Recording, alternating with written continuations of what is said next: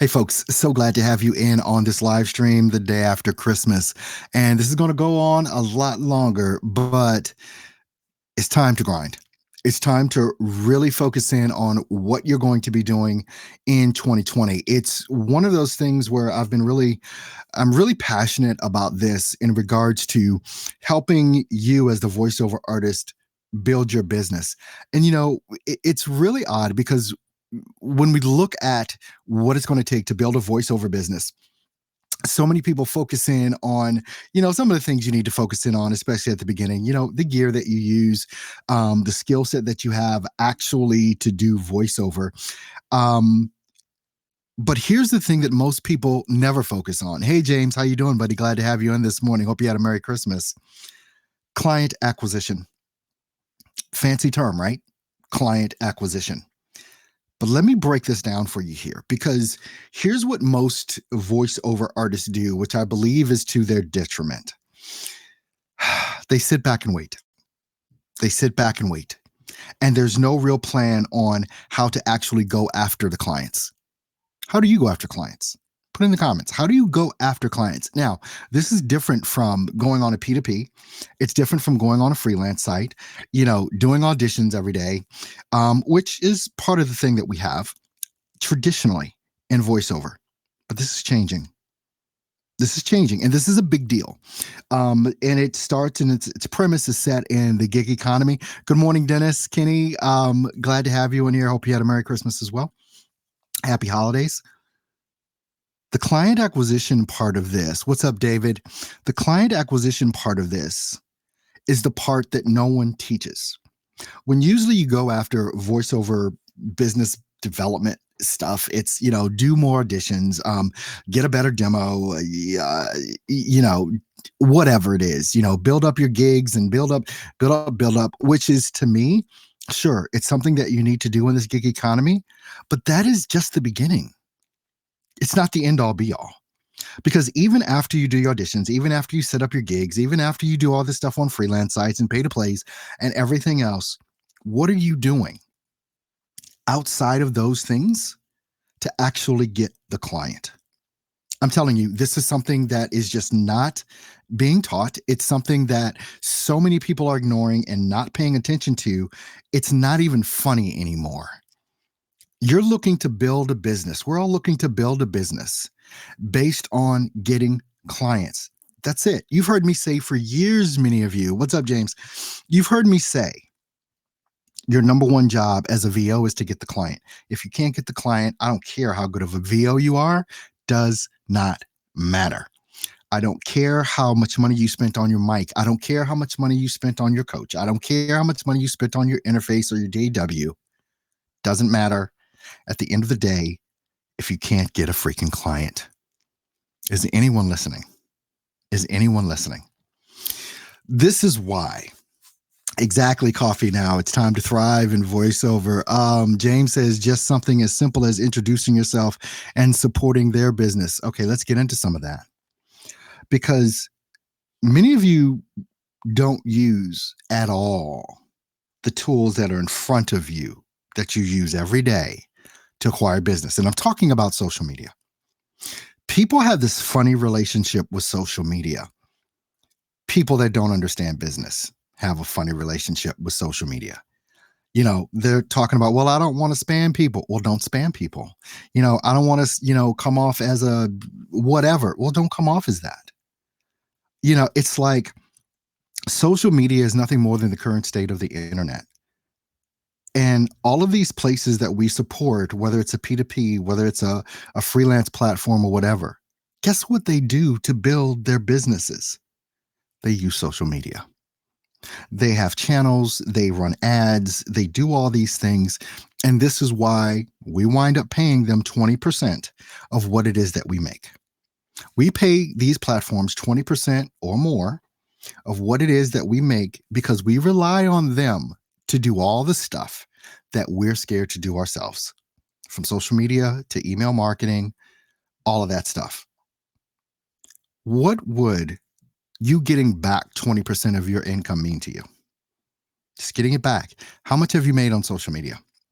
or excuse me, how much have you made in voiceover through these different platforms? Some of you nothing, some of you a lot, some of you a little.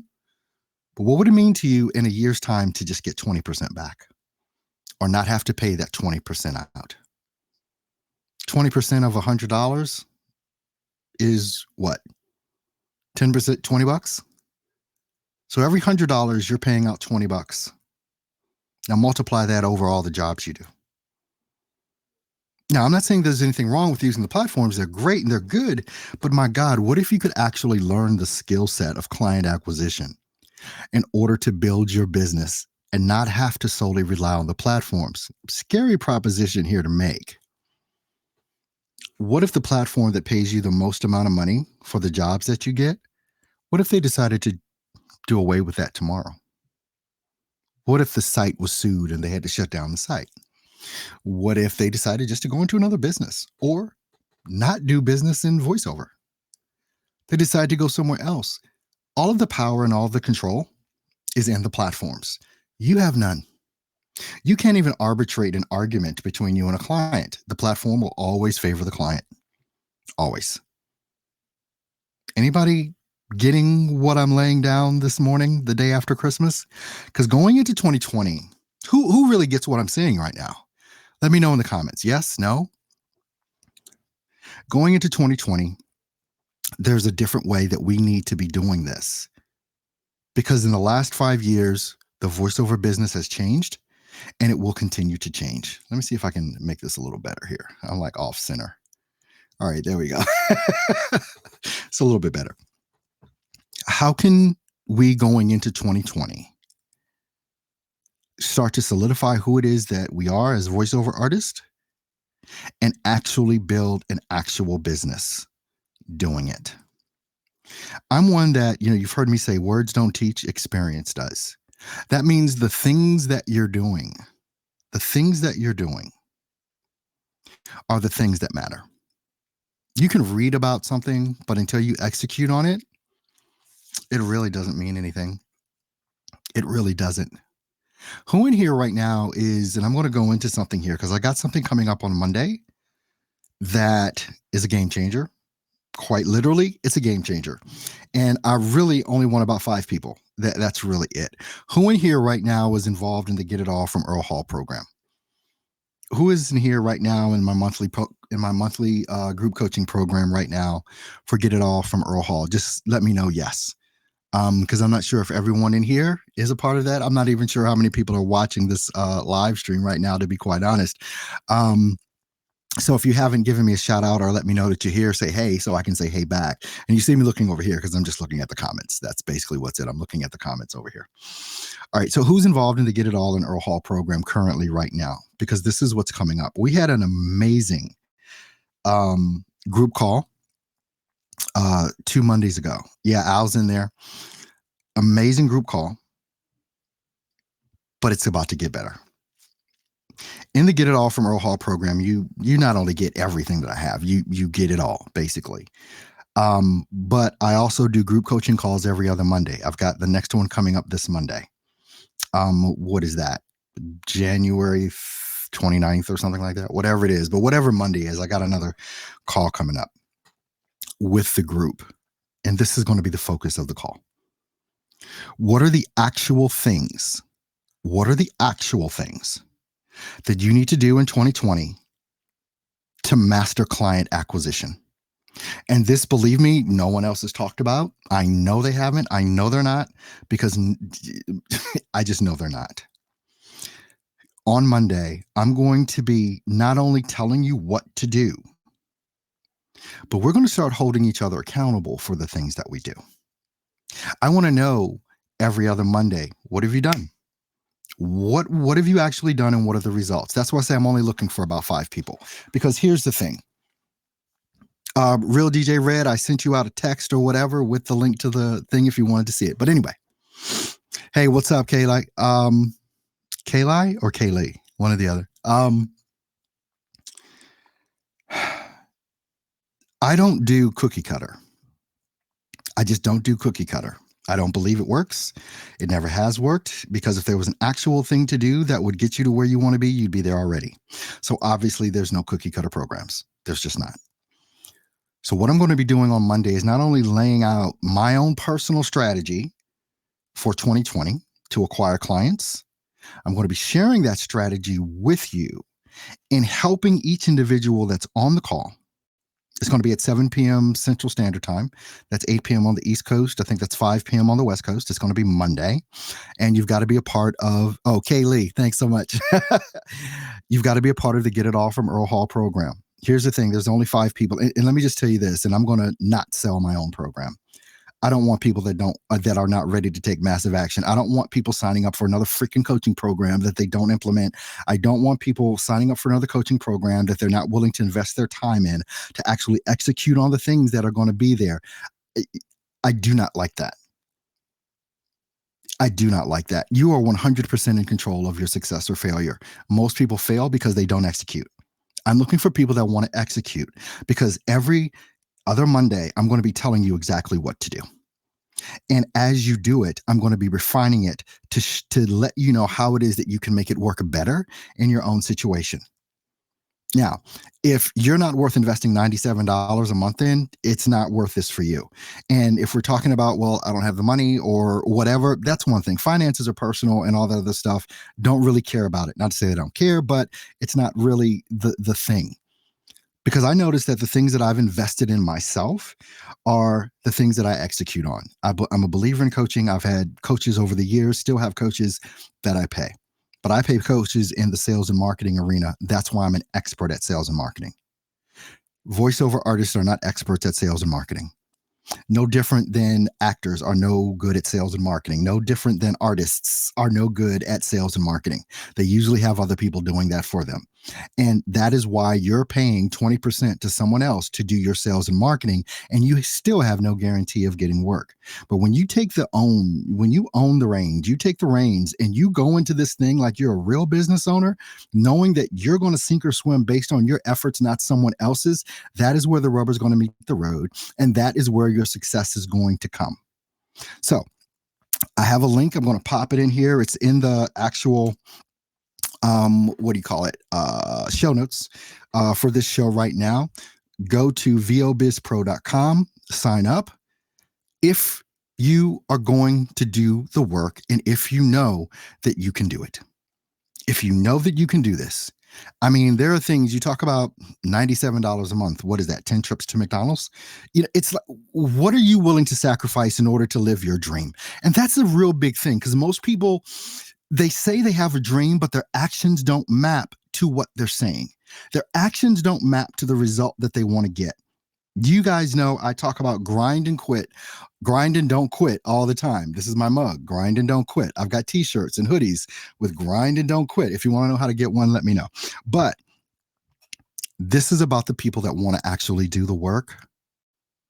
Because if you're not going to do the work, you're going to waste your money, whether you work with me or whether you work with anyone else. But here's the thing. I know that if you do what I'm going to tell you to do, and if you're faithful to it, and if you execute on it, you grind and don't quit, and you don't make excuses for failure, you will win. That is the defining thing in winning. One, you have to know that you can, that you have the ability to, and that you will do whatever it takes to accomplish that. If you are that person, you need to be on my call on Monday. You need to be on my call. It's going to be on Zoom. You're going to be able to see me. You're going to be able to see the others. You're going to be able to hear and see me coach others as well as you through what it is that you actually need to do, getting down into 2020 and doing this thing. Client acquisition is the number one thing you need to be concerned about. And so many voiceover artists are concerned about everything but. You're complaining because you're not getting clients off the platform. You're not getting enough clients off the platform. You're not getting paid enough. So what are you going to do to change that? That is the key. What are you willing to do to change that? I'm going to open it up for questions right now, but I want everyone to go to that link. I'm only going to take 5 people. So, because the class is really getting full. So the first 5 people are going to get this. So go ahead over to vobizpro.com. You're going to sign up there. You're going to be able to see testimonials. You're going to be able to see the things that you're going to get and blah, blah, blah, blah, blah. But none of that matters. None of that matters. It's a big, long page of stuff. What are you going to do with it? That's the question. That's the question. All right, vobizpro.com. Go over there right now. First 5 people get in.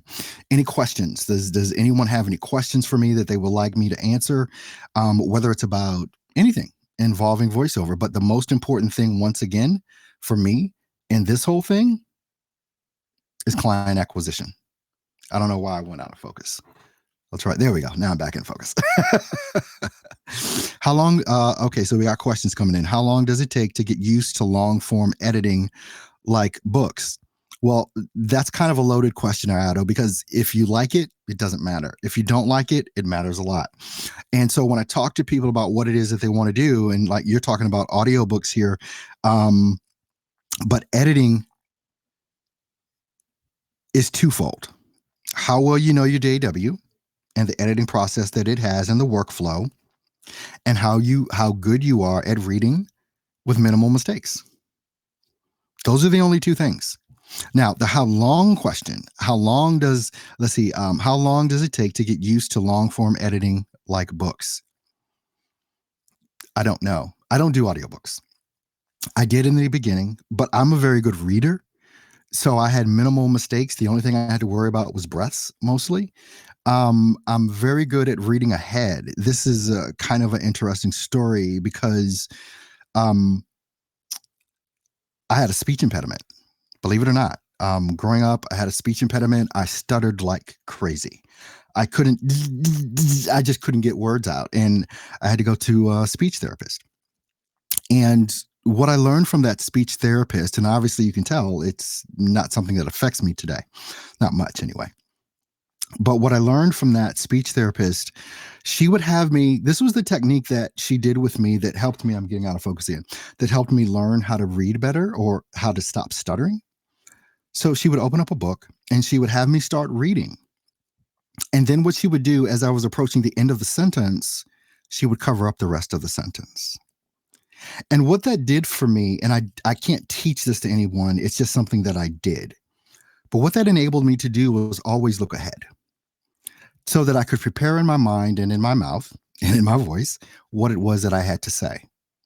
So that was a skill. I think I learned that skill set in the 6th grade. Yeah, it was the 6th grade that I went through this.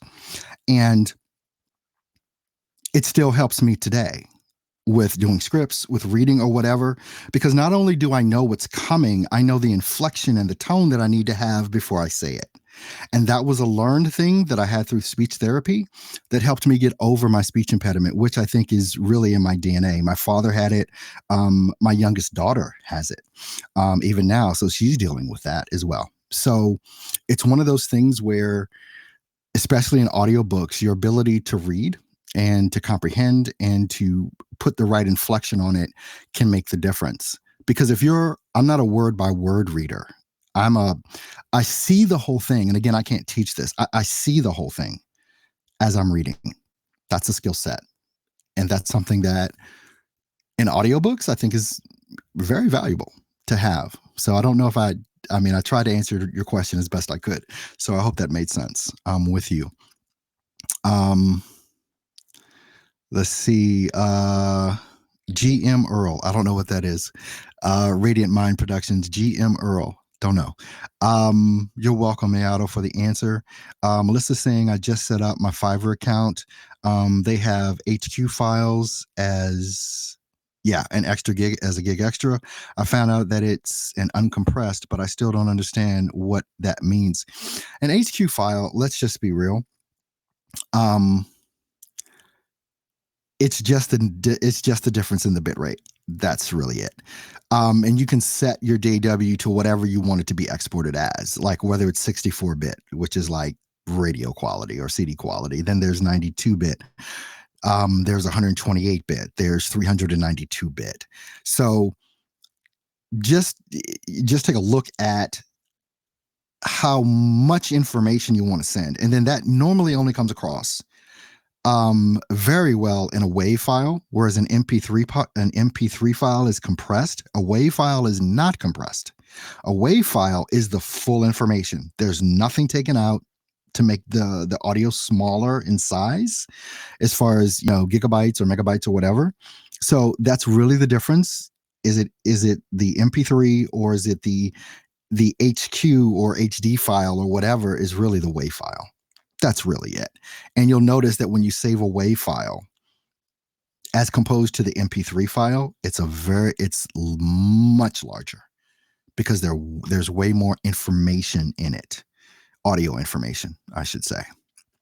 With that, good morning to you, Radiant Mind Productions. Thank you as well. So I've been on for about 20 minutes, answered a couple questions, let you know what my vision is for 2020. It is all about client acquisition. Period. It's about client acquisition in this gig economy. There are ways that you can do this that are going to get you to the client. I'm going to be talking about this on my private group coaching session, which is in the Get It All from Earl Hall program. Go get it right now. It's at www.vobizpro.com. I just popped the link back up once again.